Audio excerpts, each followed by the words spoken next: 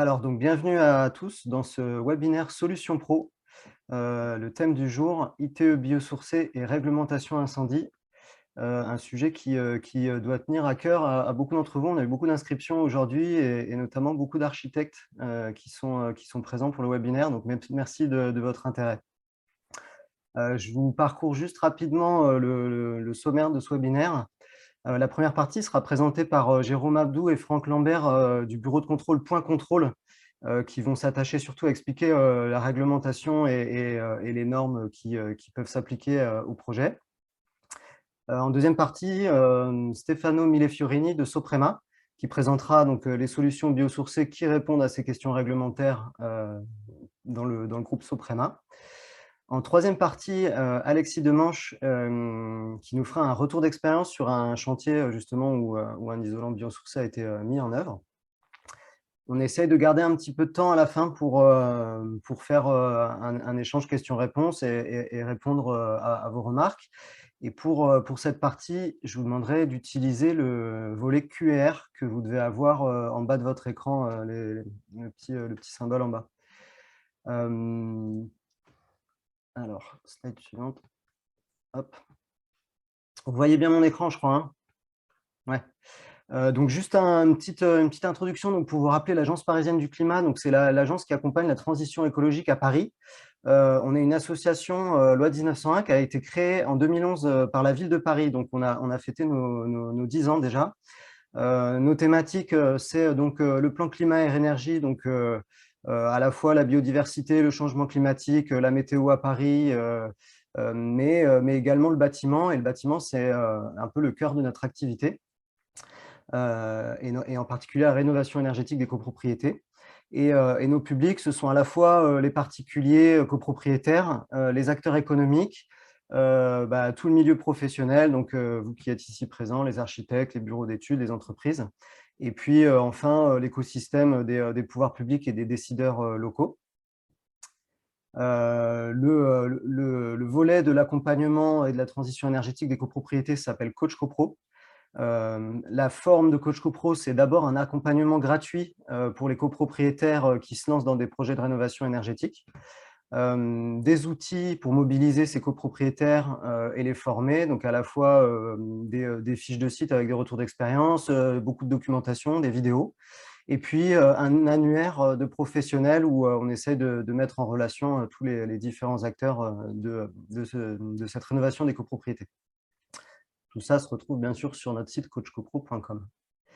Et je profite de votre présence pour vous rappeler ou pour vous inviter, si vous n'êtes pas encore au courant, nous organisons le 12 avril, donc dans moins d'un mois, un grand événement qui s'appelle le Forum Habité Durable, qui est l'événement de référence autour de la rénovation des copropriétés, avec tout l'écosystème que je viens de décrire. Ce sera dans les salons de l'Hôtel de Ville de Paris. Et vous pouvez et vous devez vous inscrire, s'il vous plaît. C'est un salon qui est gratuit, mais on vous demande de vous inscrire au préalable, et les inscriptions se font sur internet, sur le forum, sur forumhabitedurable.fr. Voilà, et je laisse tout de suite la parole à Point Contrôle. Bonjour, Franck Lambert et Jérôme Abdou. Voilà, on va vous présenter tous les deux la partie réglementaire des isolants biosourcés. Ok, ça défile. Donc là, enfin, on fait. Vous pouvez lancer ouais, votre chaque personne là déjà, c'est ça? Ou on non, lance je directement pense que... la présentation? Ouais, je pense. D'accord. Okay. On va faire ça tout de suite. On va partager l'écran. Voilà. Ça devrait apparaître là. Ouais, c'est bon. Très bien. Ok, super. Bonjour à tous, Monsieur Lambert, Point Contrôle. Donc, on va passer un certain nombre de sujets en revue. On va d'abord présenter rapidement Point Contrôle. Ensuite, on va faire quelques rappels sur ce qu'est le contrôleur technique. Il y aura ensuite une partie sur les référentiels de la construction, les contraintes réglementaires, contraintes normatives, contraintes réglementaires encore, et contraintes réglementaires sur les isolants biosourcés. Donc, présentation de Point Contrôle, rapidement. Donc, Point Contrôle est un organisme de contrôle technique qui existe depuis maintenant 4 ans et on va tranquillement vers notre 5e année. Nos domaines permettent de couvrir l'ensemble des segments de la construction grâce à notre agrément de type A1 plus D.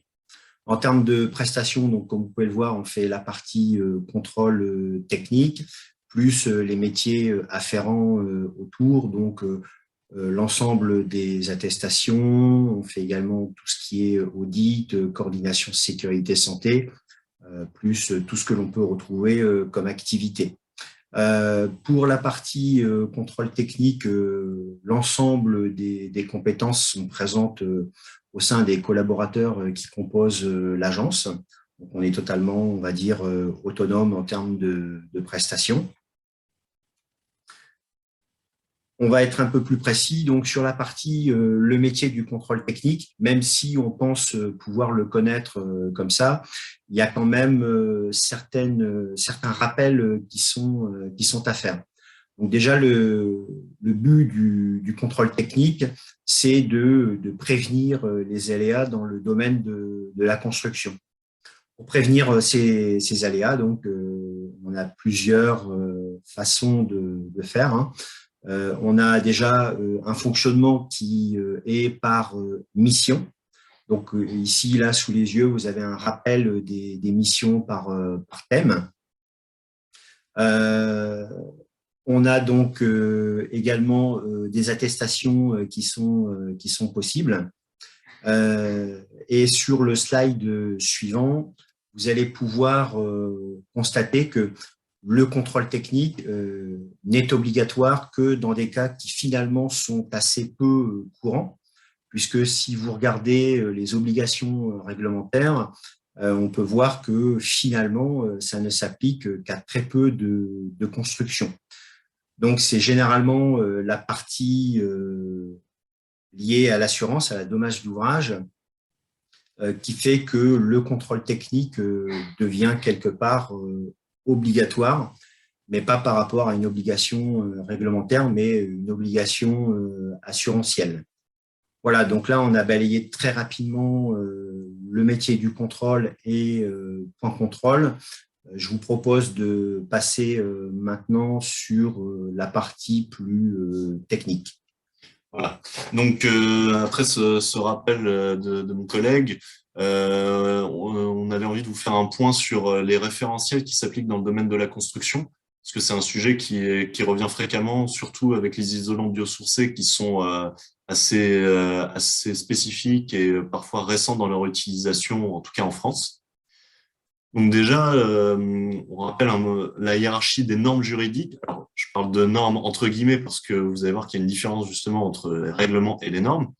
Donc au sommet évidemment des normes juridiques, il y a la Constitution, les traités internationaux, donc tout ce qui est réglementation européenne. Puis après, donc il y a la loi française. Là, vous allez avoir des articles de loi type L avec un numéro dans le code de la construction de l'habitation. Ça va être des principes très généraux. Les ordonnances, pareil, c'est des principes très généraux, mais là qui sont émis par le gouvernement, d'accord. Et ensuite, on va arriver sur ce qui est vraiment plus appliqué sur une opération de construction.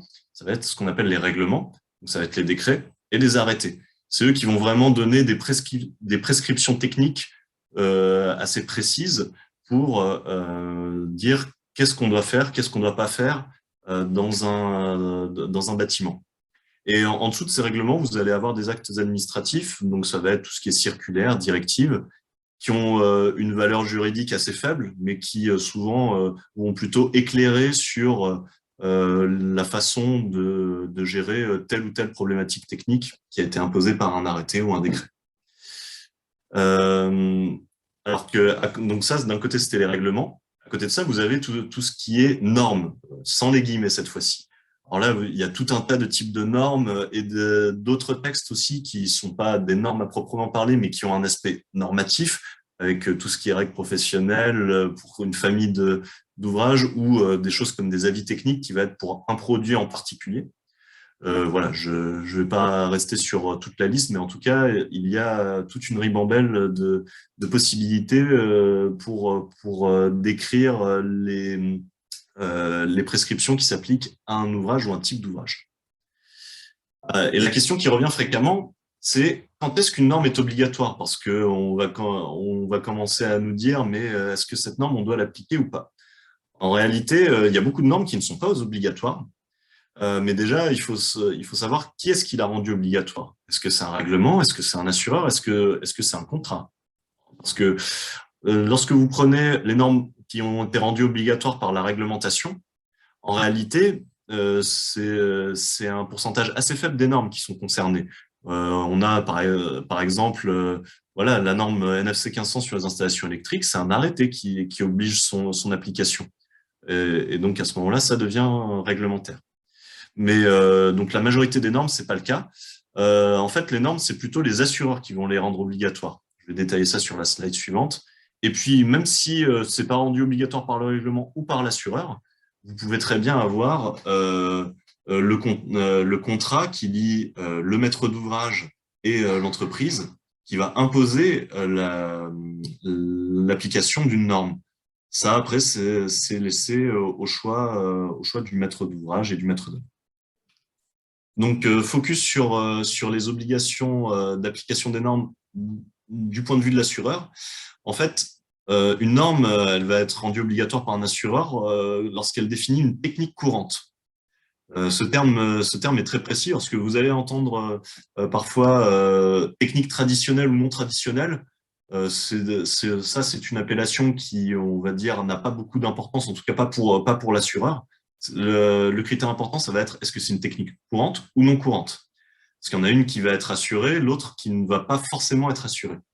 Et donc, on va avoir des gens qui vont nous dire, mais tel ouvrage, notamment les isolants biosourcés, c'est quelque chose de nouveau, ça rentre pas dans les normes, ça rentre pas dans les DTU, du coup, on n'a pas le droit de le faire. Ben, moi, je leur réponds dans certains cas que non, c'est pas aussi simple que ça. Parce que dans les techniques courantes, vous avez effectivement les normes et les DTU, mais vous avez alors déjà les recommandations professionnelles RAGE, donc qui sortent du Grenelle de l'environnement, qui font partie des techniques courantes. Les règles professionnelles, à condition d'être acceptées par la C2P, Commission Prévention Produits. Bon, là, on rentre vraiment dans le détail pour savoir si c'est accepté ou pas par la C2P. Tout ce qui est avis technique et DTA, donc document technique d'application, c'est quasiment la même chose, ça reste aussi de la technique courante, à condition d'être en liste verte de la C2P. Les ATEX, donc là, qui sont des appréciations techniques d'expérimentation, donc là, vraiment pour des procédés assez récents et innovants, voire même des passes innovations, à condition qu'ils soient verts dans leur analyse. Donc tout ça, ça rentre dans les techniques courantes. Donc finalement, on a beaucoup plus d'ouvrages qui peuvent être assurés que les ouvrages qui sont vraiment régis par les normes et DTU. Et à côté de ça, il faut quand même faire attention parce que vous allez avoir certaines entreprises, certains fabricants qui vont vous dire pas de problème, notre produit marche très bien, mais bon, techniquement peut-être qu'il tient la route, mais s'il est dans la case technique non courante, vous allez avoir plus de mal avec votre assureur pour le faire accepter. Donc ça, on reviendra plus en détail sur les conséquences d'une technique non courante. Là, je vais vous détailler un peu plus les contraintes réglementaires pour les isolants biosourcés dans les bâtiments d'habitation. Donc, tout d'abord, un rappel de la réglementation applicable. Donc là, vraiment, la réglementation sécurité incendie. C'est ça la plus grosse contrainte sur les isolants biosourcés.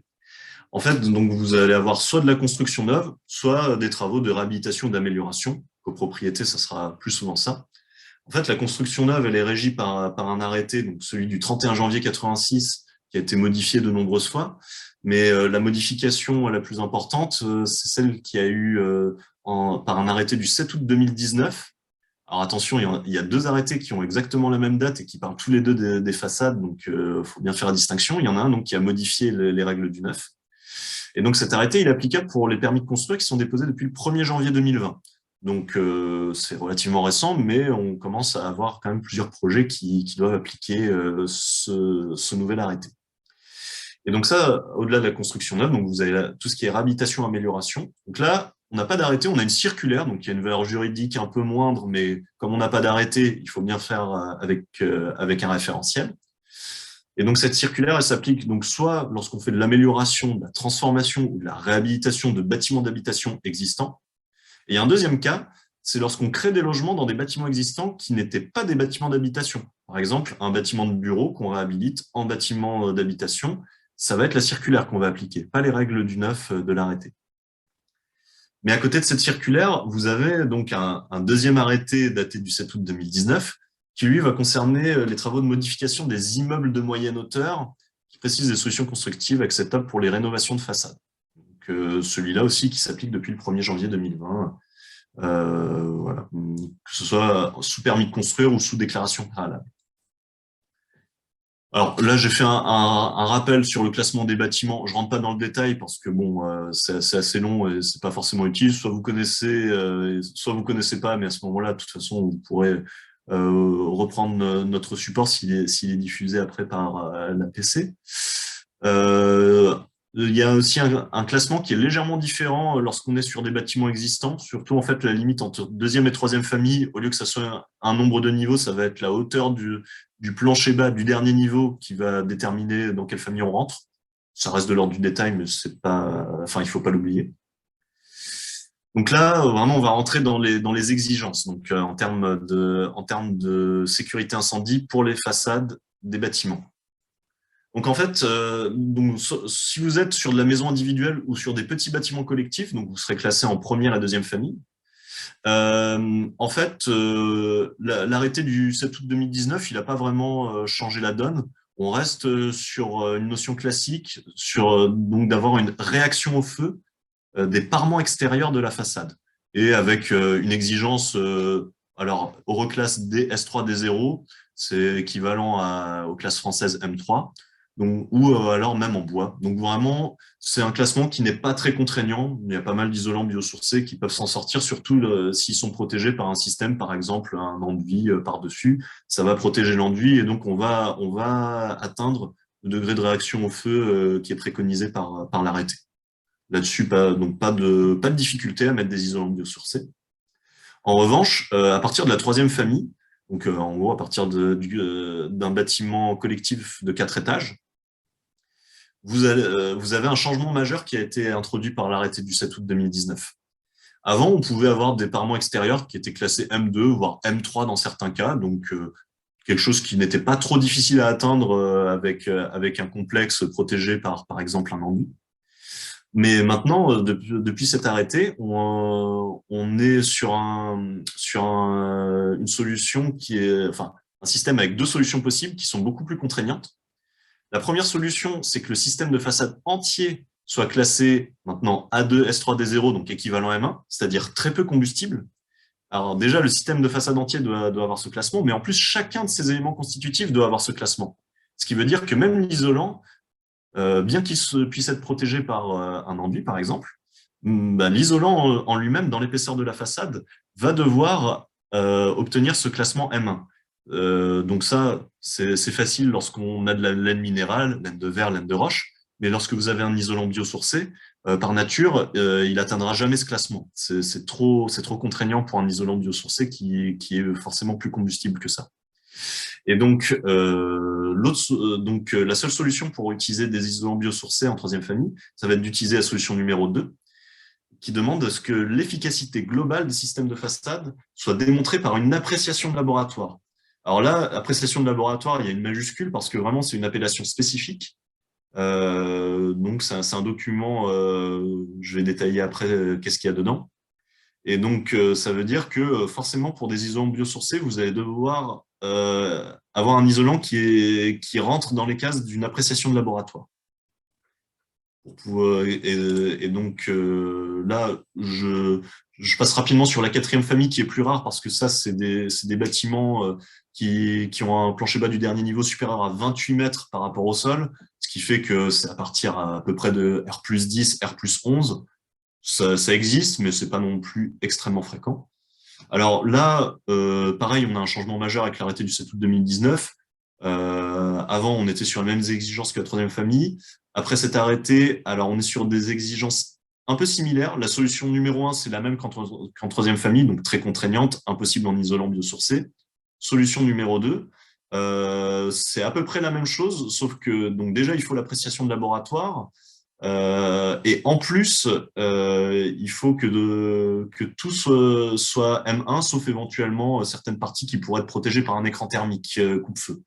Donc, en soi, possible d'utiliser des isolants biosourcés, mais on a une contrainte supplémentaire par rapport à la troisième famille, c'est que il faut un écran thermique qui protège l'isolant, qui par nature est combustible quand il est biosourcé. Alors, je reviens donc sur ce qu'est une appréciation de laboratoire. Donc, en fait, c'est un rapport qui est émis par un laboratoire agréé, qui est basé sur des essais en laboratoire, et donc qui permet de prouver l'efficacité d'un système de façade par rapport au risque de transmission du feu par les façades, vis-à-vis de l'instruction technique numéro 249, voilà, qui gère comment est-ce qu'on doit gérer la transmission du feu par les façades.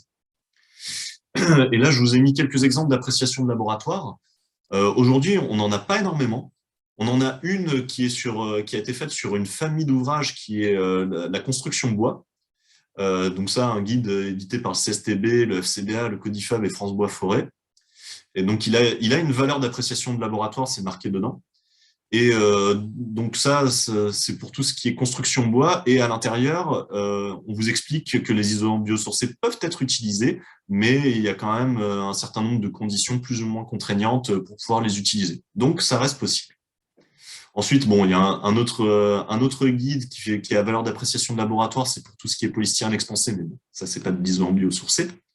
Et là, on a une appréciation de laboratoire qui a été produite par les sociétés Zolpan et Soprema, qui vont être présentées par monsieur Mille-Fiorini juste après.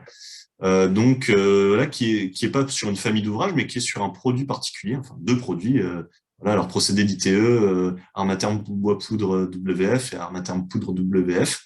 Et donc ça, c'est des systèmes qui utilisent un isolant biosourcé, Pavawall, et qui est constitué de fibres de bois. Donc eux, ces fabricants, ont fait la démarche pour qu'on puisse les utiliser dans des bâtiments de troisième et quatrième famille. Ensuite, alors là, voilà, on a parlé de la construction neuve. Donc là, pour tout ce qui est rénovation de façade, si vous voulez rajouter une ITE en rénovation de façade, vous allez avoir une contrainte forte pour les bâtiments de quatrième famille parce que vous avez un arrêté spécifique, comme je l'ai dit auparavant, qui vous fixe vraiment les conditions pour rénover et ajouter une isolation à un bâtiment de quatrième famille existant. Ça va être exactement le même principe que neuf, donc très contraignant. En première à troisième famille, on n'a pas d'arrêté spécifique, ce qui fait qu'on est un petit peu mal à l'aise pour savoir qu'est-ce qu'il faut appliquer. En fait, on est obligé de revenir à la circulaire du 13 décembre 82 qui nous dit qu'en gros, on ne doit pas aggraver la situation. Donc, ça voudrait dire qu'on refait à l'identique ou alors qu'on rajoute pas de masse combustible, c'est-à-dire il faudrait à ce moment-là des isolants non combustibles tels que la laine de roche. À ce moment-là, on n'est pas biosourcé, c'est dommage. Mais on a un autre alinéa qui nous dit que l'absence d'aggravation peut être considérée comme satisfaite si l'on se conforme aux dispositions du paragraphe 3.2 de l'IT 249. Et du coup, finalement, on doit en revenir aux règles du 9 pour considérer qu'on n'aggrave pas la situation. Donc voilà, finalement, on est un peu obligé de faire les règles du 9 dans tous les cas, ce qui, bon, au moins, reste cohérent par rapport à une construction. Je fais aussi un petit point sur l'isolation thermique intérieure. Parce que là, on parle que d'isolation thermique extérieure, mais dans certains cas, ça peut être utile de réfléchir à mettre des isolants biosourcés côté intérieur. Là-dessus, c'est beaucoup moins contraignant. En fait, que ce soit en construction neuve ou en rénovation, il faut appliquer un guide qui est vraiment réglementaire puisque préconisé par un arrêté. C'est le guide de l'isolation par l'intérieur des bâtiments d'habitation. Et il n'y a pas de grosses contraintes. En fait, on utilise les solutions techniques habituelles pour les isolants combustibles, donc qui passent souvent par des plaques de plâtre BA13 tout simplement ou des panneaux fibralites en plafond. Je vais aller très vite parce que j'atteins déjà les 20 minutes sur les contraintes normatives pour les isolants biosourcés. Donc en fait, soit vous êtes en technique courante, tout va bien du côté assureur, soit vous avez une technique non courante et à ce moment-là, vous êtes obligé d'informer votre assureur dommage ouvrage si vous en avez un pour le chantier et chacun des intervenants doit assurer son assureur de responsabilité civile décennale, que ce soit maître d'œuvre, donc architecte, bureau d'études, entreprise et contrôleur technique. Parce que, en fait, tous ces assureurs peuvent refuser d'assurer un ouvrage lorsqu'il est en technique non courante.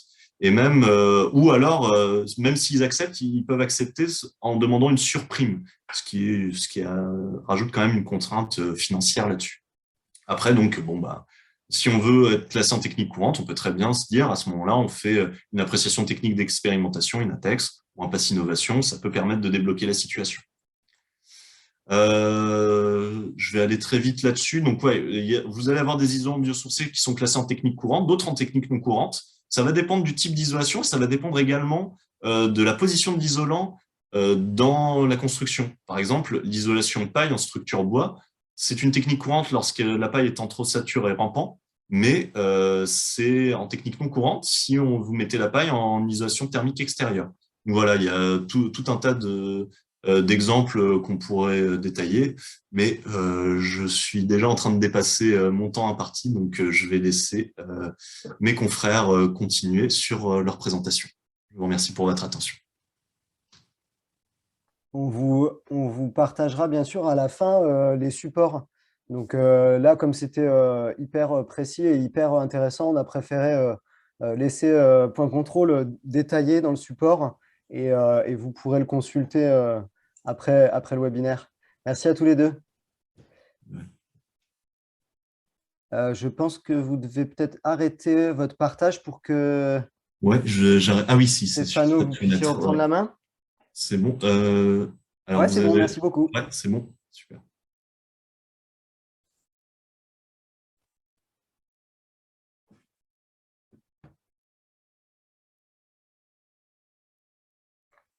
Et Voilà, super, merci beaucoup. il me restait plus qu'à activer mon micro. Bonjour à tous. Donc, je suis Stefano Mille-Fiorini, prescripteur isolation biosourcée pour la marque Pavatex du groupe Soprema. Donc, j'accompagne maîtrise d'œuvre et maîtrise d'ouvrage dans le choix de nos solutions en isolation biosourcée et en particulier la fibre de bois de la marque Pavatex sur un secteur géographique qui représente un bon quart de la France. C'est tout le quart nord-est, Île-de-France, Hauts-de-France, Grand Est et un bout de Normandie. Donc aujourd'hui, je vais essayer de respecter mon timing de 20 minutes pour donc vous présenter nos solutions qui répondent donc au contexte réglementaire qui vient d'être si bien décrit par Point Contrôle. D'abord, un petit historique très rapidement de la marque Pavatex dans le cadre du groupe Soprema. La marque Pavatex à l'origine c'était un groupe suisse qui a été fondé dans les années 30 du 20e siècle. C'est dans les années 30 qu'on a commencé à produire en Suisse dans les usines du groupe Pavatex les premiers isolants en fibre de bois. Je dis ça parce que c'est sensiblement la même décennie dans laquelle on a commencé à produire les laines de verre et les laines de roche, qui sont aujourd'hui considérées comme isolants traditionnels en France, alors que sur la fibre de bois, effectivement, on considère qu'on a un petit peu moins de recul. Eh bien, ce recul, c'est vrai qu'on l'a ailleurs qu'en France. C'est dans le monde germanique que depuis les années 30, en Suisse, en Allemagne, en Autriche, on utilise la fibre de bois. En France, c'est arrivé seulement dans les années 2000, alors que effectivement, les isolants traditionnels type laine minérale, ils étaient présents dans les années 70 quand les premières règles de l'art ont été écrites pour l'isolation. Et donc, c'est comme ça qu'aujourd'hui, on les considère traditionnels. Autrement dit, on peut dire qu'ils sont plutôt techniques courantes et tantôt, chez nous, on n'est pas toujours, les isolants biosourcés ne sont pas toujours inscrits encore dans les règles de l'art. Mais on va justement parler de tout ça. En tout cas, la marque Pavatex a été rachetée depuis 2016 par le groupe Soprema. C'est donc aujourd'hui une entreprise 100% française, une entreprise familiale d'ailleurs, avec une usine depuis 2013 en France, à Golbet, dans les Vosges, à côté d'Épinal. Le contexte réglementaire, je crois que tout le monde le connaît. Depuis plusieurs années, il y a des réglementations, des normes, des incitations qui poussent la rénovation en général, l'isolation en particulier et les filières locales et biosourcées. Il y a une stratégie nationale bas carbone, il y a une réglementation environnementale 2020 pour les bâtiments neufs qui vient d'arriver pour mettre encore un coup d'accélérateur. Le résultat des courses, c'est que le marché européen des isolants biosourcés a littéralement explosé ces derniers 5 ans. On a eu une hausse en volume de quasiment le double, de plus 87%. Et donc, je le dis d'entrée de jeu, aujourd'hui, s'il y a un seul petit point noir à citer, c'est qu'on n'a pas été assez bon, ni nous ni nos concurrents, à anticiper les augmentations de la demande par une augmentation des capacités de production. Et donc, on a des délais assez importants sur ces familles de produits de l'ordre de 6 mois. Donc, nous, en tant que groupe Soprema, on est en train de construire actuellement une deuxième ligne de fabrication dans l'usine que nous avons dans les Vosges. Et on a déjà un projet pour l'année prochaine d'une 3e ligne de fabrication pour répondre à cette explosion de la demande. Mais pour le moment, voilà, il y a un petit… il faut le savoir, il faut être anticipé, il faut être patient. Maintenant, je vous expliquerai pourquoi ça vaut la peine d'être patient.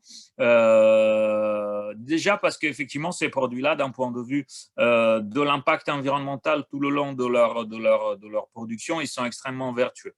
Ici, vous voyez notre usine, justement, qui est à Golbet, dans les Vosges. C'est un site qui est récent, qui est tout nouveau, à vrai dire, 2012-2013. Certifié qualité et environnement, et avec un site qui est globalement vraiment un modèle d'écologie industrielle, un site industriel qui est zéro déchet et qui est vraiment environnementalement parlant un modèle. Au niveau du processus de fabrication, ce qui est important à savoir, c'est que on n'est pas là pour planter des arbres, pour les abattre, pour faire des isolants en fibre de bois. Ce ne serait pas une super idée d'un point de vue environnemental. Nous, notre matière première, vous la voyez dans cette diapo à droite, ce sont des plaquettes d'aubier qui sont déjà des déchets de scierie. En fait, ce sont des bois impropres aux usages en structure et en immobilier, par exemple. On peut récupérer des coupes d'éclaircies. Donc, les forêts sont gérées durablement. Régulièrement, on est amené à couper certains arbres pour permettre aux autres de mieux se développer. Donc, dans ce cas-là, on peut récupérer les arbres et les troncs et les transformer en plaquettes. Et puis, on récupère aussi du bois malade, du bois scolité. On peut prendre sans aucune difficulté. Donc, on est vraiment un exutoire intéressant pour toute la filière bois parce que, en gros, on peut récupérer tout le bois dont les autres ne veulent pas, entre guillemets, et surtout, tout est sourcé un maximum 100-150 km autour de notre usine. Donc, ça vient soit des Vosges, soit de Franche-Comté, soit au plus loin, ça va être du Rhône-Alpes. En tout cas, c'est du bois français. On va bientôt d'ailleurs avoir le label Bois de France. Et je me permets de dire que ce n'est pas non plus le cas de tous nos concurrents. Il y en a qui font de la fibre de bois avec du bois qui vient d'ailleurs qu'en France, par exemple en Pologne. Donc voilà, avec nos produits, vous êtes sûr que vous avez du bois 100% français. Et ensuite, là où ça reste vertueux, c'est justement dans le processus de fabrication, parce qu'avec ces plaquettes de bois, on les défibre dans une atmosphère riche en vapeur d'eau, donc ce qui veut dire qu'on travaille grosso modo à une température d'environ 100 degrés. Encore une fois, par comparaison, quand on fabrique des laines minérales, on chauffe à 1200-1500 degrés pour fondre le sable dans un cas et la roche de basalte dans l'autre cas. Donc, on est dans notre cas sur un processus beaucoup moins énergivore. Et comme j'ai déjà dit, l'eau, elle est en circuit fermé, tout est récupéré, on n'a pas de déchets, on n'a pas d'émissions de composés organiques volatiles. Une fois défibré les plaquettes, le tapis ou le matelas de fibres, on rajoute un petit pourcentage que vous voyez à l'écran, c'est entre 3 et 7% d'un liant à base de paraffine. Donc, globalement, on est là aussi, il y a d'autres familles d'isolants biosourcés qui ont besoin de taux d'adjuvant qui vont de 15 à 20%. Nous, on ne dépasse jamais ici le 7%. Et donc, on est sur vraiment un produit qui est quasiment à 100% biosourcé. C'est important de savoir, entre autres, que du coup, quand on va chercher sur certaines opérations un label biosourcé qui demande une certaine quantité de matières premières biosourcées par mètre carré de surface de plancher, et ben, chez nous, on peut prendre le poids du produit quasiment dans son intégralité pour rentrer dans le calcul. En ce qui concerne les propriétés de la fibre de bois, d'un point de vue des propriétés de base thermiques et acoustiques, on peut dire que ça se comporte grosso modo comme les isolants traditionnels en laine minérale. Au niveau, le mécanisme de fonctionnement, c'est le même. Ce sont des produits fibreux qui emprisonnent de l'air immobile. C'est ça qui fait que c'est des bons isolants thermiques et acoustiques. Au niveau de la conductivité thermique, la fameuse valeur lambda, on va de 36 à 44 milliwatts par mètre Kelvin. Donc, on est un peu du même ordre de grandeur que la laine minérale. Bon, elle descend un petit peu plus bas à 32, mais en gros, pour atteindre les niveaux de performance de résistance thermique qui sont demandés dans les réglementations et dans les incentives à la rénovation, il n'y aura pas une différence de plusieurs. Ça sera une différence de quelques millimètres en termes d'épaisseur, donc on n'est pas obligé de changer complètement le système constructif. Et d'un autre côté, d'un point de vue de la performance acoustique, ça se comporte très, très bien. On n'a pas encore tous les rapports d'essai pour toutes les configurations qui sont demandées sur le marché, mais on commence à en avoir pas mal.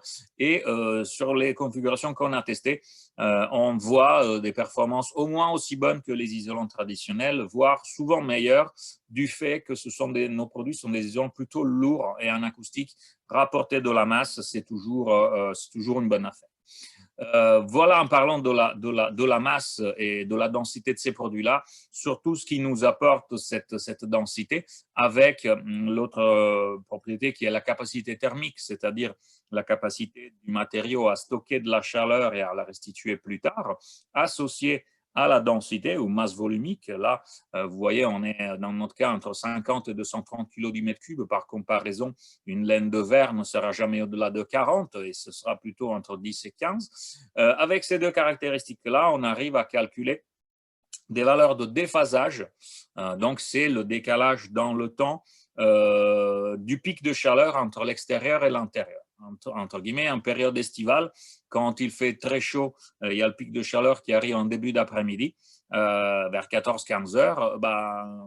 Avec l'inertie thermique et la capacité thermique de nos produits, on arrive à décaler le passage de ce pic de température à l'intérieur des parois de 8, 10, 12, 14 heures. Donc, en gros, le soir, quand on peut ouvrir les fenêtres et ventiler et rafraîchir comme ça. C'est le fameux déphasage. C'est là qu'on a vraiment un avantage majeur avec ces produits-là. Comme je vous disais, les isolants traditionnels dépassent rarement les 3-4 heures de déphasage. Et c'est particulièrement intéressant quand on est en structure légère, en ossature bois par exemple, sur une extension ou dans des combles aménagés en rénovation. Ces produits-là, ils apportent un vrai plus de ce point de vue-là. Les autres caractéristiques qui sont très intéressantes, notamment en rénovation, c'est des produits qui sont ouverts à la transmission de vapeur. Donc, en isolation par l'extérieur sur des murs anciens, ça évite les risques de condensation, accumulation d'humidité, moisissure et pathologie qu'on pourrait avoir avec des systèmes fermés à la vapeur, comme le polystyrène expansé avec des enduits fermés à la vapeur. Nous, on a des systèmes, on va les voir, des systèmes avec des enduits qui sont hydrauliques, minéraux ouverts à la transmission de vapeur. Donc, ça réduit les risques de pathologie dans les murs anciens. Et l'autre caractéristique intéressante, c'est que ce sont des produits dimensionnellement stables, c'est-à-dire contrairement au plastique alvéolaire type polystyrène, ça ne bouge pas. Le plastique se dilate quand il fait chaud et se rétracte quand il fait froid. Donc, on peut avoir les joints entre panneaux qui ont tendance à s'ouvrir et à se refermer. l'humidité qui passe dans les joints ouverts, qui vient se fixer derrière les enduits. Et je pense qu'on a tous déjà vu sur des premières ETX des années 80 en polystyrène, cet effet de quadrillage ou de spectre où on voit apparaître les panneaux derrière l'enduit. Ça vient de là et ça n'arrivera pas avec des isolants de type biosourcé, comme les nôtres en fibre de bois. Puis c'est quand même surtout au niveau de l'impact environnemental qu'on vient chercher ces produits-là. Et donc, déjà, comme je disais, il y a une première approche qui est celui du label biosourcé. On vient chercher des kilos de matières premières biosourcées. Là, on a des produits lourds qui sont quasiment à 100% biosourcés. Et l'autre approche, c'est l'approche analyse de cycle de vie du bâtiment où on a des matériaux qui ont un crédit carbone ou un puits de carbone, c'est-à-dire que le long de leur cycle de vie, ils absorbent plus de CO2 qu'ils n'en émettent. Et ça, c'est validé par des FDES, validé par une tierce partie et disponible de plus en plus sur la base IGNIS. Voilà. Et puis, dernier aspect, on a aussi sur nos produits un label produit biosourcé qui nous est délivré par une tierce partie indépendante qui vient dans nos usines valider nos processus, nos compositions.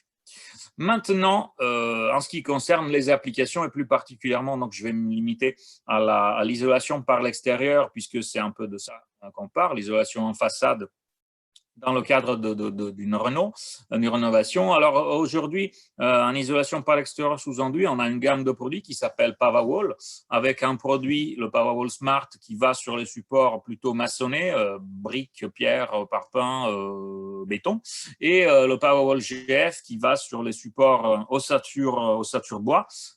J'ai aussi des cas sur Paris de chantiers sur lesquels on mélange les deux parce qu'on fait une rénovation de l'existant et on fait aussi une extension, une surélévation en ossature légère et donc on vient isoler les deux avec cette même famille de produits. Ces produits-là, ils ont plusieurs avis techniques et ils ont, comme le disait tout à l'heure le bureau de contrôle, on a une appréciation de laboratoire qui nous permet de justifier de la conformité à l'IT 249. Donc, en support maçonné, on peut totalement, sans problème, isoler jusqu'à 28 mètres de hauteur, troisième famille et ERP, entièrement en fibre de bois, sans même besoin de bande de recoupement en laine de roche. C'est validé dans l'appréciation de laboratoire pour les supports maçonnés. Pour les supports bois, c'est un petit peu différent. Les systèmes sont validés seulement jusqu'à 15 mètres maximum, mais ce n'est pas une question de réaction feu, c'est globalement l'isolation par l'extérieur sous enduit qui est validée indépendamment du type d'isolant seulement jusqu'à 15 mètres sur les supports bois en raison de problématiques de tenue au vent et à la pluie battante. Donc, si vous avez un immeuble à ossature bois ou sur lequel vous voulez faire une isolation par l'extérieur sous enduit au-delà de 15 mètres, ça sera forcément une technique non courante pour revenir à ce que disait tout à l'heure le bureau de contrôle. Dans ce domaine-là, on est en synergie, en partenariat avec les fabricants d'enduits. Nous, aujourd'hui, surtout depuis 10 ans, on travaille avec Zolpan, avec lequel on a un avis technique à ma gauche pour le support maçonné et à ma droite pour le support bois. Et c'est avec eux qu'on a, entre autres, l'appréciation de laboratoire qu'on a cité tout à l'heure. Chez eux, le nom commercial du système, c'est Respire. Ça revient sur cette notion de système ouvert à la transmission de vapeur, aussi bien pour l'isolant que pour l'enduit. Depuis 2021, on a aussi un avis technique sur les supports maçonnés avec Weber, mais qui vise aussi les produits de nos concurrents. Donc, ça ne sera pas forcément du Pavatex que vous aurez en isolation si vous choisissez les enduits Weber. Et on est en attente de la publication d'un avis technique pour Parex. Et lui, il sera, comme Zolpan, en exclusivité uniquement avec nos isolants. Quand on est en support bois, on a aussi un avis technique avec Parex, qui est lui aussi ouvert aux autres isolants biosourcés en fibre de bois. En revanche, là où c'est beaucoup moins carré, cadré et simple, c'est la solution sous bardage, où, pour faire très simple, je pourrais dire qu'il n'y a pas de solution. Alors nous, on a des produits de la famille Pavaflex, qui sont des produits beaucoup plus légers avec des meilleures performances thermiques que les produits rigides dont j'ai parlé jusque-là. Ces produits-là, ils ont 2 avis techniques qui visent l'isolation par l'intérieur, en doublage, en contre-cloison et en mur ossature bois entremontant, mais qui visent aussi, dans le cas de l'avis technique application mur, que je vais vous montrer dans un instant, les façades non porteuses légères type DTU 31.4. Donc, en gros, ça revient à des façades préfabriquées en atelier avec des montants et des traverses en bois, avec des panneaux côté intérieur, extérieur, des pare-pluie, des pare-vapeur, et en une finition souvent bardage bois qu'on vient greffer sur une structure existante qui peut être béton, bois, métal ou voire une façade pleine. Ce n'est pas... Donc ça, c'est visé dans le DTA que vous voyez à ma gauche. Maintenant, ce n'est pas la technique la plus courante, le bardage ventilé sur ossature, bois ou métallique sur pâte équerre. Pour cette solution-là, on n'a pas de réponse en biosourcé. Il y a un DTU qui est paru l'année dernière, le DTU 45.4, qui vise uniquement les isolants traditionnels en laine minérale et en plastique alvéolaire. Il n'y a pas d'avis technique à ce jour qui vise cette technique-là pour les isolants biosourcés et il n'y a pas, enfin ni chez nous ni chez nos concurrents, et il n'y a pas à notre connaissance de SFE et donc d'appréciation de laboratoire qui ait permis de valider une utilisation d'isolants biosourcés en bardage ventilé sur des immeubles sur lesquels on applique l'IT 249.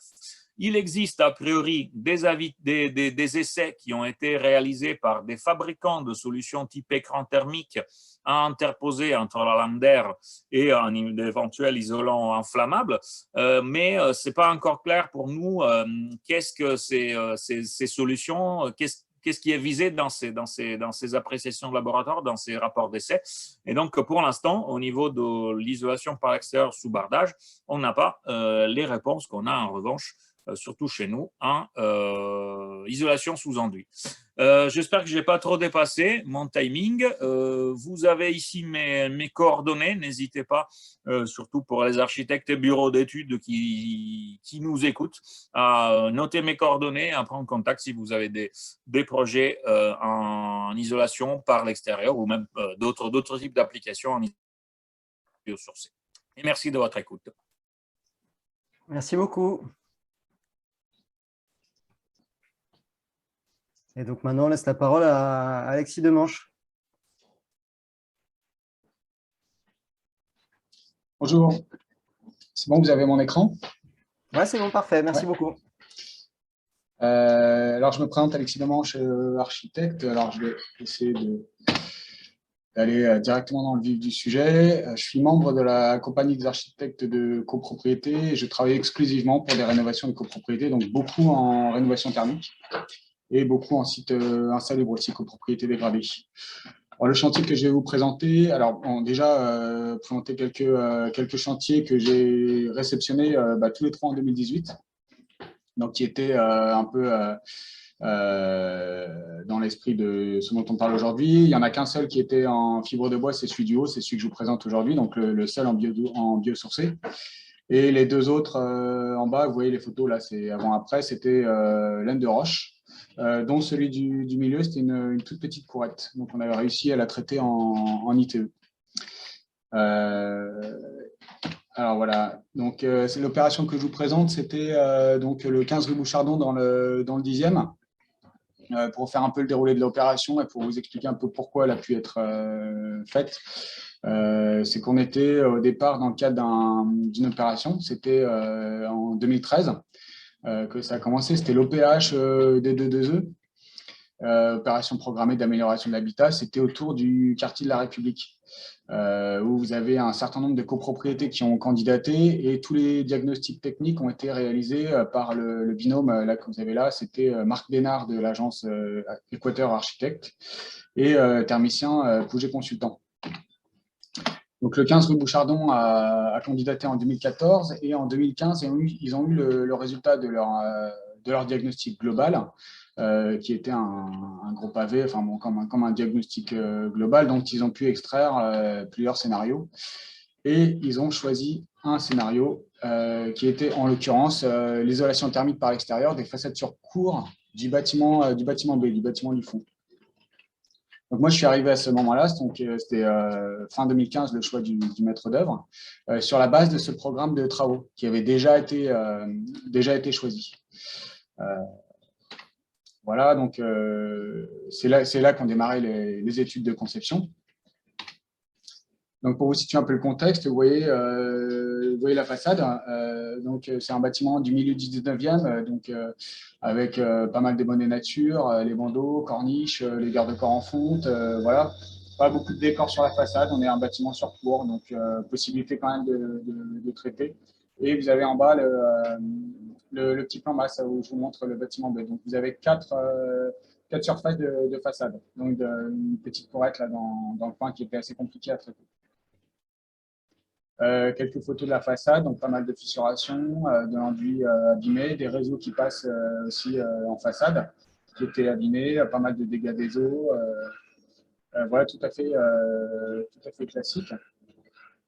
Et le projet donc, a consisté à, ce qui a été retenu, ce qui a été choisi, ce que j'ai présenté à la copropriété, c'était une pose de blocs isolants en fibre de bois calé chevillé sur une façade en point de bois et remplissage plâtre. Voilà, c'était en réalité à cette époque-là, c'était une première. La particularité et l'expérimentation sur ce bâtiment-là, c'était qu'on n'avait pas encore fait de pose de blocs de panneaux isolants sur des façades en point de bois. Donc le projet a été présenté, 2016, vote des travaux. Il y a eu 2 postes qui n'ont pas été retenus. En l'occurrence, c'était l'ITE des 2 pignons arrière. On a eu un refus des deux voisins. Et on n'a pas pu faire aussi la végétalisation de la cour qui était hors budget. C'était un peu juste du bonus. Montant de l'opération, vous voyez, coût TTC, toutes études confondues, entreprises, architectes, suivi, etc. On était sur 310 000 €. Et donc, à l'époque, vous aviez les aides de la ville de Paris, puisqu'on était dans le cadre de l'OPH des D2E, donc pour 37 000 €, avec un peu de prime C2E, et donc avec un reste à charge au total pour les copropriétaires de 273 000 €. Alors, le choix de l'isolant. J'avais trois possibilités pour mettre des panneaux comme ça, donc polystyrène, laine de roche ou laine de bois. Polystyrène, non, c'est pas possible sur une façade comme ça. La façade, c'est une façade bâtie ancien qui doit respirer. Il doit y avoir un transfert de vapeur d'eau entre l'intérieur et l'extérieur et vice versa. Donc, interdiction d'utiliser le polystyrène. La laine de roche, ça aurait été possible. Et la laine de bois, c'est ce qui est entre les deux, c'est ce qui est retenu, puisqu'on est on a fait le choix d'un matériau biosourcé, et puis on gagne, comme M. Fiorani vous a expliqué, on gagne entre la laine de roche et la laine de bois, on gagne beaucoup en confort d'été. Donc je reprends un peu les particularités du choix de ce matériau, respect du bâti ancien, transfert d'humidité, faible énergie grise, isolant biosourcé et confort d'été. Vous avez à droite un petit panneau donc, du type de procédé qui est réalisé avec vous voyez, les chevilles. Et là, on rentre vraiment dans le vif du sujet de la réalisation, de la possibilité de faire réglementairement ce procédé. Donc, comme vous avez été expliqué par M. Abdou tout à l'heure, là, on est sur du pan de bois. Donc, c'est-à-dire que c'était en l'occurrence une technique non courante parce que c'est un support qui n'est pas reconnu par le DTU parce que le DTU ne reconnaît qu'un support masséné homogène. D'où la difficulté du chantier, c'est-à-dire qu'on ne savait pas faire en technique non courante. Donc, on a été obligé d'être assisté par le fabricant. Pour que le fabricant nous délivre une préconisation. Alors, je fais une petite aparté là sur si jamais vous êtes dans ces cas-là, dans le cadre de courettes qui fassent moins de 12 mètres carrés de surface, il faut prendre rendez-vous avec l'architecte de sécurité de la ville de Paris parce que vous avez, donc ce dont on a discuté hier, effectivement une doctrine à la ville de Paris où il y a une réticence à venir dégrader en fait, les capacités de sécurité incendie dans les courettes aussi faibles.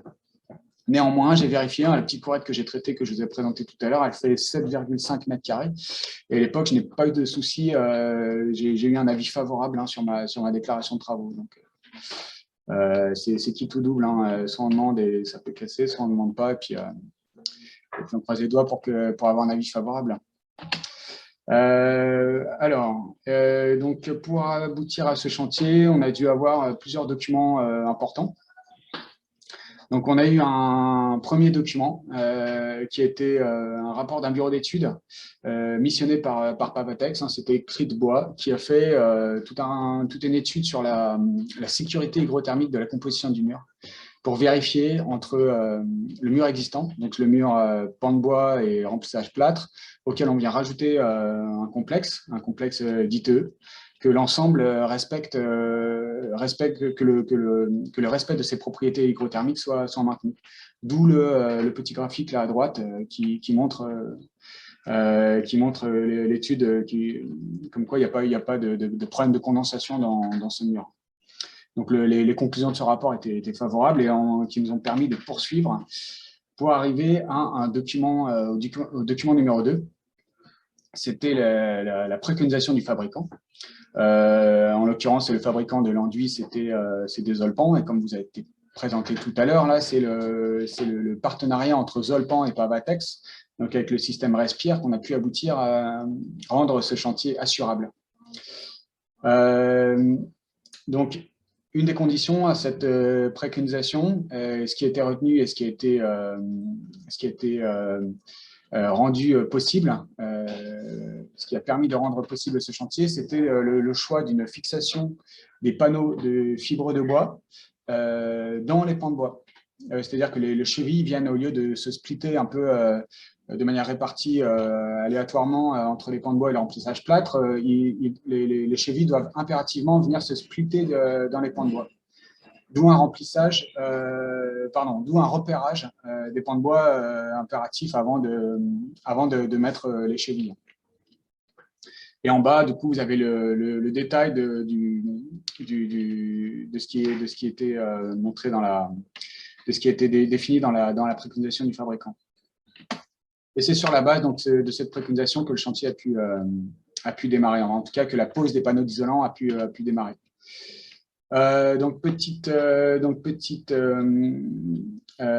Petit détail sur la sécurité incendie, puisque c'est le thème qui nous réunit aujourd'hui. Alors, je précise que là, on était, donc c'est un chantier que vous avez eu qui a été réceptionné en 2018. Donc, on était avant l'arrêté du 7 août 2019, c'est-à-dire que aujourd'hui, ce que je vous présente là sur l'image n'est plus, ce ne sont plus les mêmes contraintes. Mais à l'époque, on avait l'obligation de mettre un bandeau de laine de roche à tous les niveaux. Un bandeau donc coupe-feu qui venait couper tous les panneaux de laine de bois. Vous aviez aussi la particularité de venir étudier la règle du C+D. Donc là, c'est pareil.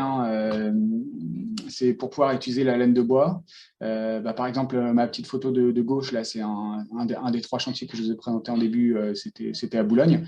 Donc là, vous voyez que la distance entre les 2 fenêtres est très, très faible. Et là, on avait un C+D qui a été calculé et vérifié, qui était défavorable. Ce qui a fait qu'on n'a pas pu utiliser de la laine de bois sur ce chantier, qu'on est parti en laine de roche. Par contre, la photo au centre, là, c'était un cas favorable. Donc là, le calcul du C+D a été favorable à la pose de laine de bois. C'est le chantier de Bouchardon. Donc, dans les calculs et dans les vérifications à faire, du coup, dans tous ces procédés-là, du coup, vous avez aussi le calcul de la masse combustible mobilisable qu'il faut vérifier pour pouvoir appliquer ces panneaux. Donc ça, en l'occurrence, j'ai été assisté par les industriels, Zolpan et Pavatex, pour vérifier tout ça sur site. C'est très, très important avant de démarrer son cahier des charges, de faire toutes ces vérifications-là en amont. Des petits détails, là ça rejoint un petit peu les détails qu'on avait dans la préconisation tout à l'heure, donc les panneaux avec les retours d'isolant en tableau pour couper les ponts thermiques.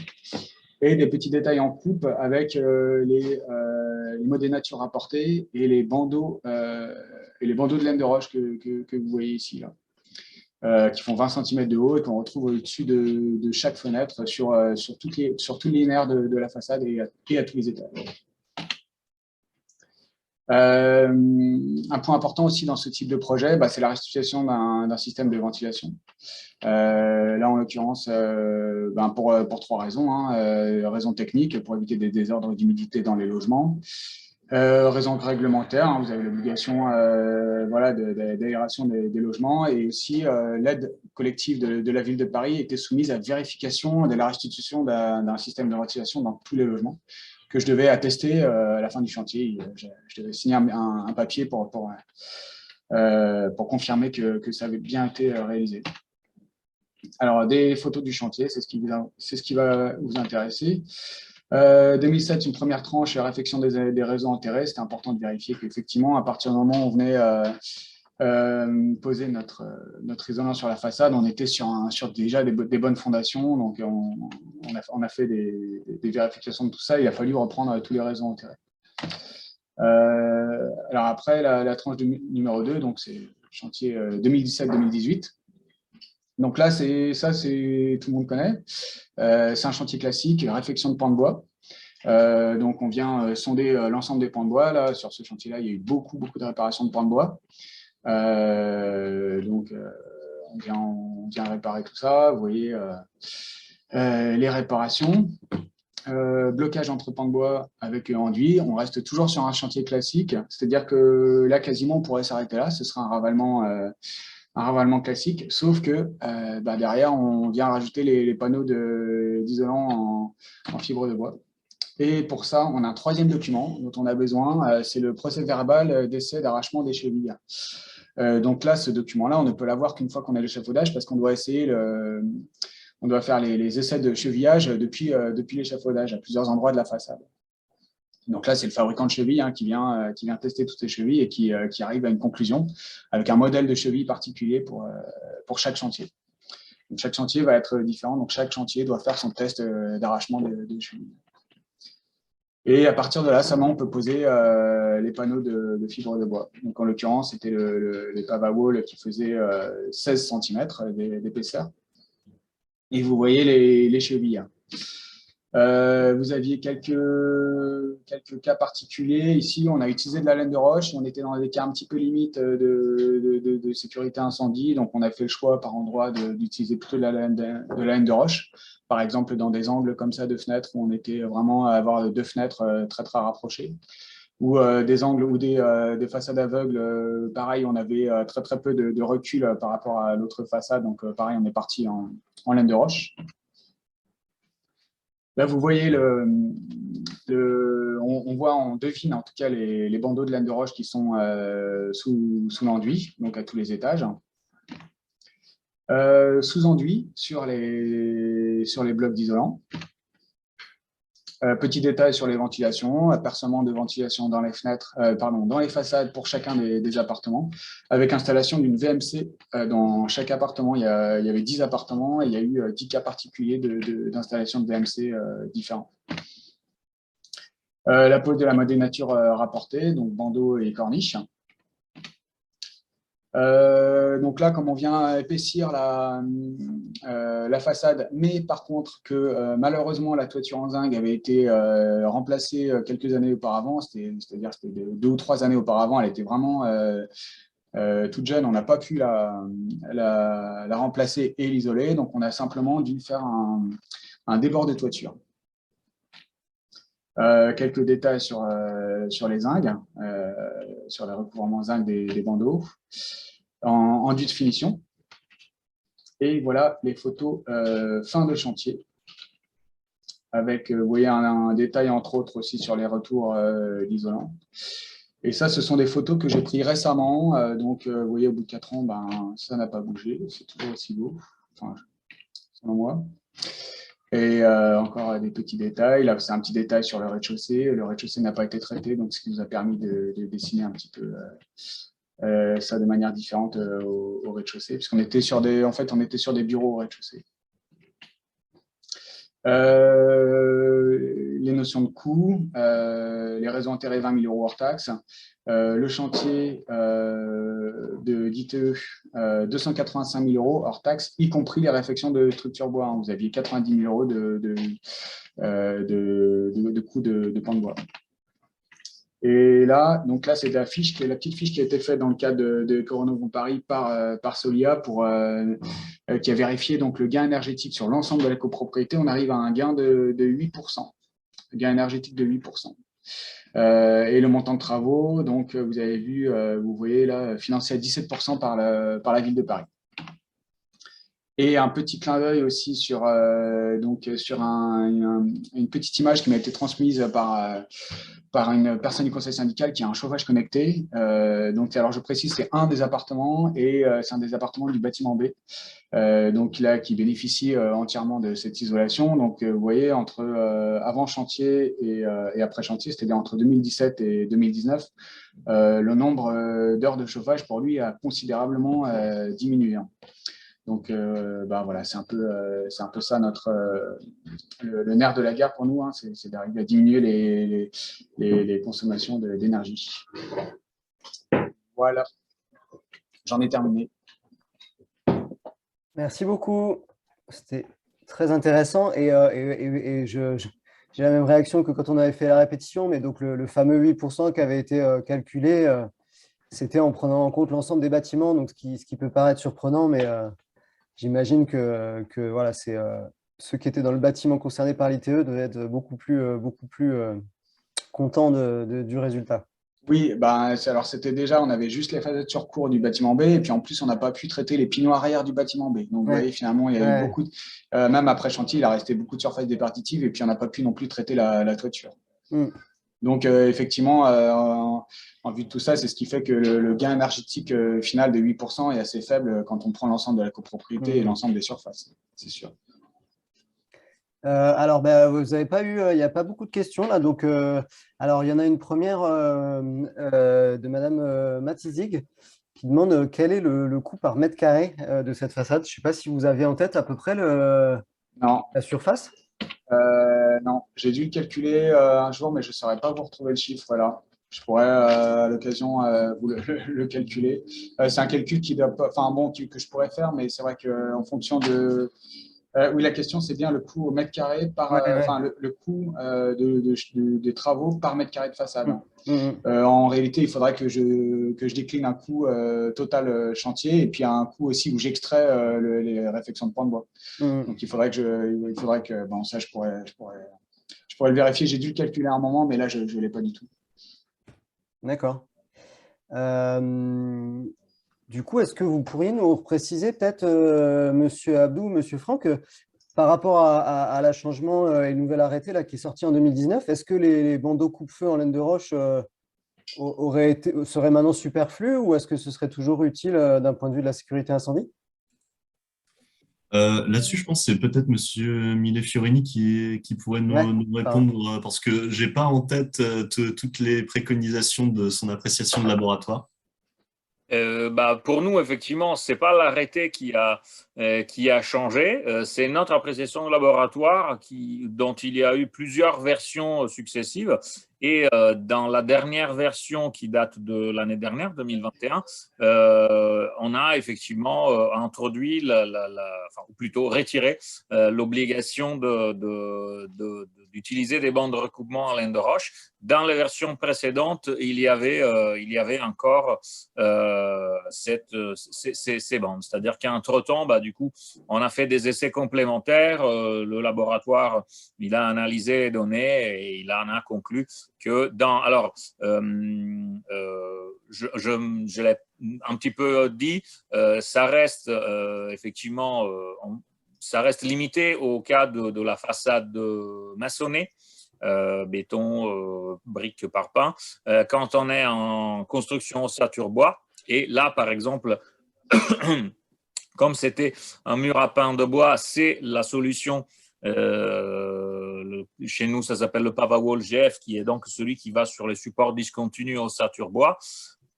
Là, par exemple, dans la précision de laboratoire, au-delà d'un R+2, on est quand même obligé de mettre les bandes de recoupement en laine de roche. Voilà. Jusqu'à R+2, non, mais au-delà, oui. Donc, il faut après regarder dans tous ces documents, effectivement, tout ce qui est détaillé et au cas par cas. C'est bien pour ça qu'on est là pour assister justement chantier par chantier, trouver la meilleure solution technique qui tienne la route et qui permettra à la fin d'assurer l'ouvrage. Merci beaucoup. Alors, on a une deuxième question là. Est-ce qu'il faut prendre des précautions particulières? Est-ce qu'il y a des risques particuliers quand on mélange deux types d'isolants, comme ça a été fait? Donc, si je vous lis la question, on a deux isolants en façade de typologie différente, laine de roche, fibre de bois. Y a-t-il des risques d'instabilité de l'enduit du fait qu'on est sur deux supports différents? Et également, la question, quel est l'enduit qui a été utilisé sur ce chantier? Instabilité de l'enduit, non, c'est-à-dire risque de fissuration. Alors, en fait, non, parce qu'on a une trame avant la pose de l'enduit. Alors, je ne sais pas si je l'ai montré sur des photos, mais alors j'ai peut-être, je regarde, j'ai des photos qui montrent ça. Non, je n'ai pas. Mais vous avez les panneaux d'enduit. Pardon, les panneaux de fibre de bois. Après, vous avez une trame qui vient recouvrir l'ensemble. Et après, seulement, on met le sous-enduit et l'enduit de finition. Donc, c'est-à-dire qu'il n'y a pas de risque de fissuration à ce niveau-là. Et l'autre question, c'était oui, l'enduit qui a été choisi. Donc là, il y a deux possibilités. Hein. À l'époque, c'était déjà le cas. Je crois que c'est toujours le cas chez Zolpan. C'était le Calenzo, c'était un enduit à base de chaux, et le Silenzo, donc un enduit à base de silicate de potassium. C'est comme de la peinture de silicate. Hein. Donc c'est ça qui a été retenu pour ce chantier-là, c'est le Silenzo, donc à base de silicate. Et la question annexe, du coup, quel texte normatif permet d'attester de la stabilité de l'enduit sur deux types de supports différents? Je ne sais pas si l'un de vous a la réponse. Si vous voulez, je peux apporter un élément là-dessus. C'est en fait les fabricants d'enduits, ils ont différents avis techniques pour leur système d'enduit en fonction de l'isolant support. Donc, dans le cas de Zolpan, ils ont un avis technique avec nous pour la fibre de bois, ils ont un avis technique avec Rockwool pour la laine de roche, ils ont un avis technique avec d'autres fabricants pour le polystyrène. Et en fait, ils sont en mesure selon ce que visent ces avis techniques-là, les types de revêtements d'enduit, on pourra savoir s'il y en a un qui est visé dans un avis technique mais pas dans l'autre, on ne pourra pas le mettre sur tous les supports, et certains qui seront visés dans les différents avis techniques. Et donc, dans ce cas-là, Zolpan pourra préconiser de poser l'enduit sur un support mixte, entre guillemets, sans difficulté. Après, on a une autre question. Alors, est-ce que le chaud-chanvre avait été envisagé sur ce chantier? Alors moi, pour ces façades-là, j'avais un objectif pour avoir les subventions, j'avais un objectif de résistance thermique. Hein, c'était les fameux 3,7. Donc c'est pour ça qu'on est parti sur cette fibre de bois. Et ces 3,7, grâce à un lambda favorable là, des panneaux de fibre de bois, on pouvait les atteindre avec les panneaux de 16 cm d'épaisseur. Ma connaissance, je ne sais pas si c'est possible avec l'enduit chaud-chanvre. C'est un procédé que je ne connais pas trop. Je ne sais pas trop s'il y a des avis techniques qui permettent d'aller… voilà. Non, je ne sais pas. Mais ce qui a motivé la fibre de bois, là, c'est vraiment l'objectif de résistance thermique. Ok. Alors, il y a deux questions qui arrivent au fur et à mesure, donc je vais les lire au fur et à mesure. Est-ce qu'on peut utiliser les fibres ou la laine de bois comme ITI dans une pièce humide? Et si oui, avec quelle finition côté intérieur? Oui, alors je ne sais pas si… Ouais, peut-être Monsieur Milferani, je pourrais apporter une précision aussi. Alors, tout est à voir quel niveau d'humidité. C'est-à-dire que globalement, nous, on a effectivement un avis technique qui vise l'ITI derrière des plaques de plâtre, mais comme quasiment tous les avis techniques de ce domaine-là, et comme les DTU d'ailleurs, ils visent les locaux à faible ou moyenne hygrométrie. Pour les locaux à forte hygrométrie et à très forte hygrométrie, il faut souvent faire une étude spécifique pour justement choisir ce qu'il faut en termes de finition. Normalement, une plaque de plâtre dite hygro suffit quand on est en moyenne hygrométrie. En forte ou très forte hygrométrie, il faut vraiment faire une étude spécifique. Donc, typiquement, pour répondre réellement à la question, notre avis technique, il se limite à faible et moyenne hygrométrie. Pour les pièces très humides, il faut des précautions spécifiques à prendre au niveau du parement. Sachant que la moyenne hygrométrie, ça inclut tout ce qui est salle de bain privative. Voilà. Donc, la forte hygrométrie, c'est quand même des choses spécifiques comme des cuisines collectives ou des piscines, des choses comme ça. Donc, on a quand même, dans l'habitation, ça permet de répondre à la plupart des usages. Ouais. À condition d'avoir la bonne plaque de plâtre. Oui, tout à fait. Oui, en tant qu'architecte, je me permets de préciser qu'effectivement, si vous avez le projet d'une ITI, méfiance parce que création d'un point de rosée là, entre l'isolant et la paroi existante. Donc, c'est un détail qu'il faut vraiment étudier, qu'il faut vérifier au moins avec un calcul de l'hygrothermie de l'ensemble du complexe. Il y a un pare-vapeur à placer quelque part, éventuellement une lame d'air. Voilà, et peut-être même si vous n'avez pas le choix et que vous êtes obligé de passer en ITI plutôt qu'en ITE, peut-être viser au contraire une moindre performance pour éviter des désordres à l'intérieur du mur. Et là, on pourrait plutôt parler justement d'un du chaud-chanvre à ce moment-là, par exemple. Alors ensuite, il y a deux questions. Alors, je prends d'abord la question qui est toujours sur l'isolant et après, on reparlera du process, qui est une question qui va servir de récapitulatif à tout ce webinaire. La question sur l'isolant, c'est est-ce que l'utilisation de fibre de bois coûte plus cher que la fibre de verre? Alors, là, il faut faire deux distinctions. Si on parle de l'isolation par l'extérieur sous enduit, donc ce qu'on a vu mis en œuvre dans ce chantier-là, on ne peut pas utiliser la fibre de verre. Elle n'est pas visée aujourd'hui dans les avis techniques. On peut utiliser de la laine de roche.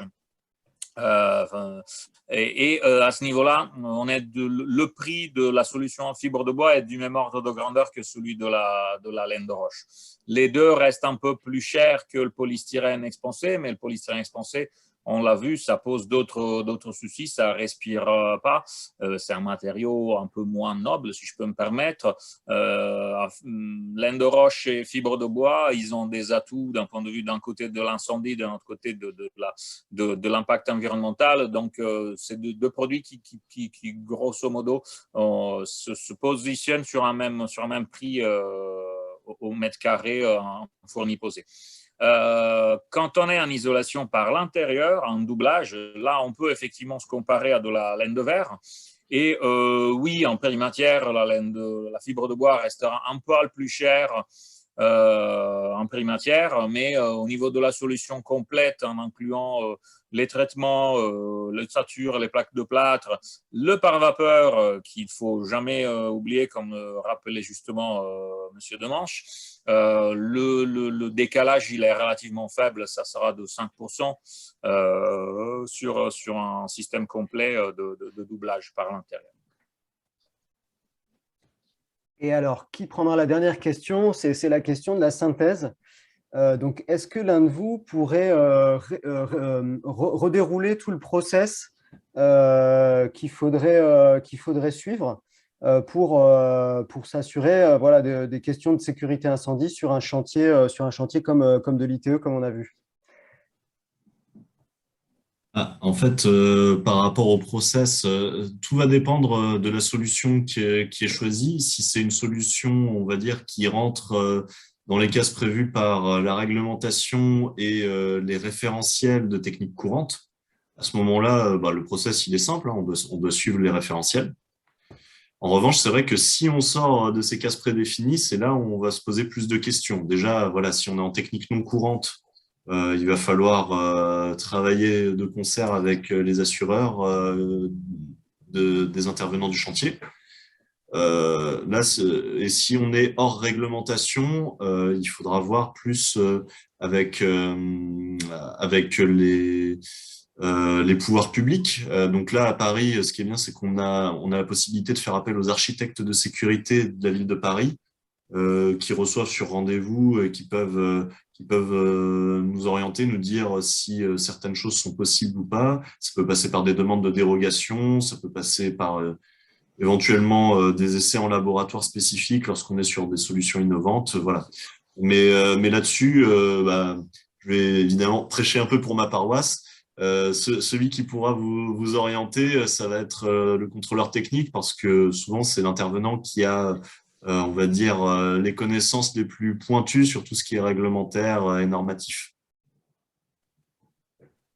Et peut-être, Monsieur Demanche, vous qui connaissez bien l'univers de la copro, pour vous, comment ça se passerait? Tout ça, ce serait dans la phase de maîtrise d'œuvre conception. Peut-être vous pouvez nous dire un peu combien de temps il faudrait que nos amis copropriétaires anticipent, ou nos amis architectes aussi anticiper. C'est un des maîtres mots, je pense, avant de se retrouver en AG face à des copropriétaires qui méconnaissent parfois ces sujets et qui ne comprennent pas pourquoi ça peut prendre autant de temps, quoi. Oui, alors de toute façon, la première étape pour un maître d'œuvre, là, déjà, c'est choisir un peu quel type de procédé d'isolation envisager, et puis après de rencontrer les fabricants et puis de voir avec les fabricants ce qui est envisageable. Et surtout, s'arrêter sur une préconisation. Il va y avoir des cas de figure où, par exemple, ce procédé-là ne va pas être possible parce que le support ne pourra pas l'accueillir, par exemple. Donc là, c'est vrai que c'est impératif. On ne peut pas décider tout seul. Hein, on n'est pas.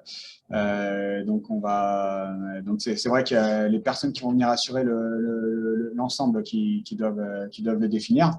C'est vrai qu'il y a des cas où des façades vont avoir des épaisseurs de structure trop faibles. Par exemple, des pans de bois de section trop faibles pour pouvoir accueillir ce type de procédé. Ça arrive. Donc ça, c'est vraiment avec le fabricant qu'il faut s'en assurer, avec des rendez-vous en amont sur site, sur place. Donc que ce soit pour, en l'occurrence, ce chantier-là, c'était avec Zolpan. C'est Zolpan qui a fourni l'ensemble de la préconisation qui comprend donc l'enduit sur isolant plus l'isolant de chez Pavatex. Voilà. Mais ça peut être avec n'importe quel fabricant. Allez, une petite dernière, comme ça on arrête à 30 piles, comme c'est prévu. La question là qui est posée, comment obtenir une autorisation d'urbanisme pour une ITE bois sur façade, sur rue, dans l'ancien? Alors, je vais peut-être vous laisser prendre la parole, Alexis, en premier. Puis moi, j'ai eu un cas justement récemment que je peux aussi porter à votre connaissance. Bon, alors sur Paris, là, je vais être très, très franc, très direct. On a une grosse galère. Hein, pour ce genre de projet, c'est les ABF. Donc, quand on est en secteur, sous avis conforme de l'architecte des bâtiments de France, c'est-à-dire dans un périmètre de 500 mètres d'un monument historique avec co-visibilité, là, la première chose à faire en amont, c'est de prendre rendez-vous avec l'architecte des bâtiments de France. Et suivant le secteur dans lequel vous vous trouvez, l'architecte va être plus ou moins ouvert à des projets de rénovation thermique. Donc, moi, j'ai eu un très, très gros dossier qui a été bloqué derrière le cirque d'hiver. Donc, on avait énormément on avait un gain thermique sur l'ensemble de la copropriété qui est très, très important avec donc façade rue, façade cour, toiture, etc. Donc, le projet avait été validé par l'architecte des bâtiments de France qui est parti à la retraite et sa remplaçante a donné un avis défavorable sur le projet, alors que le projet avait été voté à l'unanimité des copropriétaires. Donc, c'était, voilà, après, on a essuyé recours sur recours sans aboutir et finalement, on a abandonné le projet il y a quelques mois, voilà. Et pour la question, du coup, quoi qu'il arrive de façade rue, je sais qu'il y a eu du côté du Père-Lachaise, il y a eu un bâtiment dans un angle de rue, je crois que c'est le boulevard de Ménilmontant là-bas, je crois, c'est ça, qui a été isolé en laine de roche, donc avec une surépaisseur. Voilà, mais ça, c'était il y a déjà quelques années. Moi, je ne l'ai pas encore mis en place, mais de toute façon, quoi qu'il arrive, si vous avez ce type de projet, bon, c'est vérifier les autorisations dans le PLU, en fait, je n'ai pas encore fait de surépaisseur côté rue. Donc, il y a le PLU, il y a prendre rendez-vous avec l'instructeur de service d'urbanisme de la ville. Et puis si besoin, si vous êtes sous avis conforme de l'ABF, prendre rendez-vous avec l'ABF. Alors, pour compléter, donc moi, c'est pas des copropriétés que j'ai accompagnées, mais il y a eu pas mal de cas hein, d'isolation par l'extérieur côté rue et donc avec des surépaisseurs côté rue qui ont été acceptés par la ville de Paris.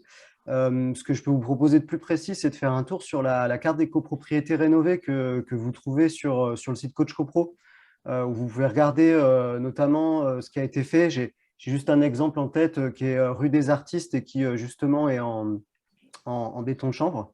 Donc voilà, si vous voulez aller faire un tour sur le site internet. Et puis l'autre point sur lequel moi je pouvais répondre, c'est que dans le PLU, il y a quand même plusieurs éléments qui sont indiqués. Le premier, c'est la perméabilité du système d'ITE sur le bâti ancien. La problématique est soulevée dans le PLU et donc certains instructeurs urbanistes s'en saisissent. Et l'exemple que j'ai eu, c'est que j'ai récemment accompagné une copropriété. L'architecte avait fait une DP avec du polystyrène sur du bâti ancien. Et c'est l'urbanisme qui a retoqué le projet et qui a apporté à sa connaissance le fait qu'il fallait absolument utiliser de l'isolant perspirant. Et donc, en fait, le permis a été redéposé, enfin, le permis ou la déclaration préalable, pardon, a été redéposé avec cette fois-ci de la laine de roche et cette fois-ci a été accepté. Voilà un petit partage d'expérience. Ouais, je peux confirmer. Nous aussi, on a eu dernièrement un architecte qui avait fait un premier dépôt avec un isolant ouvert à la transmission de vapeur, le nôtre en l'occurrence, mais avec un enduit dessus qui, lui, c'était pas le bon. Et donc, c'est fait retoquer. Donc, nous, on a conseillé, on a dit oui, le choix de l'isolant, très bien, mais l'enduit, c'est pas le bon. Donc, en changeant l'enduit, ça devrait le faire. Et puis, nous aussi, on a quand même quelques exemples de rénovation sur rue dans Paris, dans des copropriétés où oui. Donc, effectivement, c'est pas impossible. Comme disait Monsieur Demanche, ça dépend un petit peu des quartiers et de la personne qu'on se retrouve en face. Mais c'est possible. C'est possible. Et enfin, donc pour revenir sur le côté environnemental, le fait que vous utilisiez un isolant biosourcé, c'est plutôt quelque chose qui est apprécié et qui est reçu favorablement. Vous avez à ce titre plusieurs documents, dont un qui s'appelle le guide, alors j'ai noté le nom là, c'est le guide d'application des dispositions environnementales du PLU à Paris. Qui est un document qui précise justement quel est l'intérêt d'utiliser du biosourcé et comment c'est retranscrit dans le PLU. Et puis, vous signalez aussi que le PLU de Paris il est en pleine discussion et la ville de Paris souhaite republier un nouveau PLU qui soit un PLU bioclimatique qui devrait faire la part belle aux isolants biosourcés et essayer de faciliter la mise en place de l'ITE côté rue aussi à Paris. Voilà. Merci à tous les quatre pour votre participation déjà. Et puis merci à nos nombreux participants. Merci de votre présence.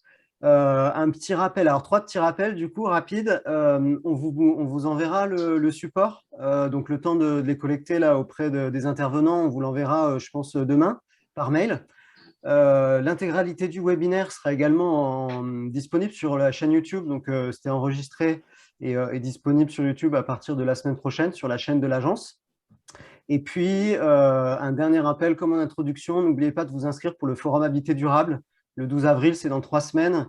Ce sera l'occasion de revoir, je pense, une partie des acteurs là, qui seront présents aujourd'hui, de rencontrer des copropriétaires et d'échanger autour de ces différents sujets. Voilà. Merci à tous. Et merci aux participants. Merci.